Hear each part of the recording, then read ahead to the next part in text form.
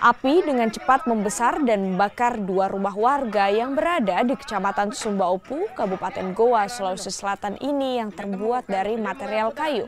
Warga yang berada di sekitar lokasi berupaya memadamkan kobaran api dengan alat seadanya. Api akhirnya dapat dipadamkan setelah 6 unit mobil pemadam kebakaran Kota Makassar memadamkan api. Tidak ada korban jiwa dalam kebakaran ini dan dugaan sementara kebakaran akibat arus pendek listrik.